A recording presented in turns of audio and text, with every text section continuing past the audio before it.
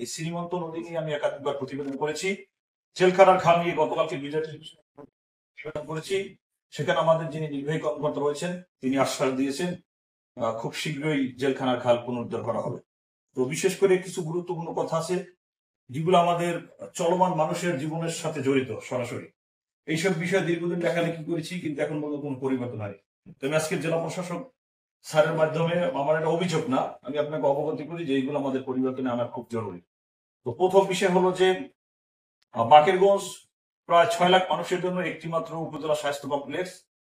আর সেখানে যে চিকিৎসা ব্যবস্থা, যে এই চিকিৎসা যেসব সরঞ্জাম, বিশেষ করে আমাদের এই উপজেলা স্বাস্থ্য কমপ্লেক্সটিতে এক্স-রে মেশিন নেই, আলট্রাসাউন্ড মেশিন নেই, যেগুলো নিয়ে একাধিকবার প্রতিবেদন করা হয়েছে। আশ্বাসের মধ্যেই সীমাবদ্ধ। মানুষ কিন্তু অসুস্থ হলে, মানুষ বাঁচার জন্য, সুস্থতার জন্য প্রথমেই যায় ডাক্তারের কাছে। সেখানে সরকারি হাসপাতালগুলোতে এইগুলো না পাওয়ার পরে যখন উপজেলায় বেশ কিছু বেসরকারি ক্লিনিক গড়ে উঠছে, যেসব ক্লিনিকে গেলে তারা অধিক টাকা দিয়ে এইসব পরীক্ষা নিরীক্ষা করাতে হয়, এবং বিশেষ করে এসব বেসরকারি ক্লিনিকগুলোতে কোনো ডাক্তার নাই। ওয়ালটন এখন দেশের সীমানা পেরিয়ে পৌঁছে গিয়েছে 50টিরও বেশি দেশে।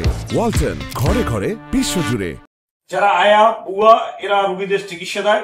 এবং আমার কথা হইলে যে আমি এই বিষয়টা নিয়ে যিনি বরিশালের সিভিল সার্জন আছেন তার সাথে একাধিকবার কথা বলেছি, আমার নিউজের মাধ্যমে তুলে ধরেছি যে একজন ডাক্তার যদি কর্মরত না থাকে, সেই ক্লিনিক বা হসপিটালটার অনুমোদন বা লাইসেন্স কিভাবে থাকে তাদের? এটা কিন্তু যুগের পর যুগ ধরেই বাকেরগঞ্জে চলে আসছে, এবং একটা দুইটা না, 8 থেকে 10টা আছে বেসরকারি ক্লিনিক। এটা হইলো আমার প্রথম বিষয়। দ্বিতীয় বিষয় হলো যে স্যার, এর আগেও জেলা প্রশাসক স্যারের সামনে আমি একটা বিষয় নিয়ে আলোচনা করছিলাম যে মাদক একমাত্র বরিশাল জেলায় একটি মাত্র স্থান যেখানে প্রকাশ্যে মাদক বিক্রয় করা হয়, সেটা হলো বাকেরগঞ্জের পাদেশিপুর ইউনিয়নে খ্রিস্টান পাড়া।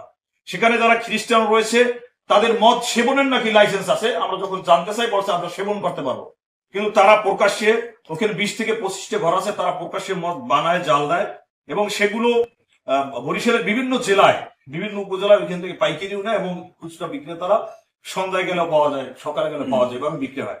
এই বিষয়টা প্রশাসনকে একাধিকবার জানানো হয়েছে, তারাও আশ্বাস দিয়েছে যে বিষয়টা খতিয়ে দেখে। এরপর স্যার, আমরা জানি যে বাকেরগঞ্জ কলসকাঠিতে একটি কি জানো কলসকাঠি আশ্রমটা, গান্ধী আশ্রম। স্যার, আমাদের কলসকাঠিতে একটি গান্ধী আশ্রম আছে, যেটি ভারতের হাই কমিশনার যিনি ছিলেন তিনি পরিদর্শন করেছেন। এর আগে যারা সংসদ সদস্য ছিল তারা একাধিকবার পরিদর্শন করেছে। সেখানে সরকারি বরাদ্দ বাজেট অনেকবার পেয়েছে, এবং সেখানে একটি বড় দিঘি আছে, সেখানে মাছের চাষবাস হয়। যারা ওই গান্ধী আশ্রমের কমিটির সাথে জড়িত, তারা ওইখানে যে ধান চাষ হয়, ওই জমিতে মাছ চাষ হয়, তারাই ভোগ দখল করে। গান্ধী আশ্রমের যে একটি ভবন টিনছে, সেই ভবনটি গত 15 দিন আগে ভেঙে গেছে। সেই ভবনটি স্যার এখন আর ওইখানে বসবাস করার মতো কোনো পরিবেশ নেই। ওই গান্ধী আশ্রমটি স্যার একটু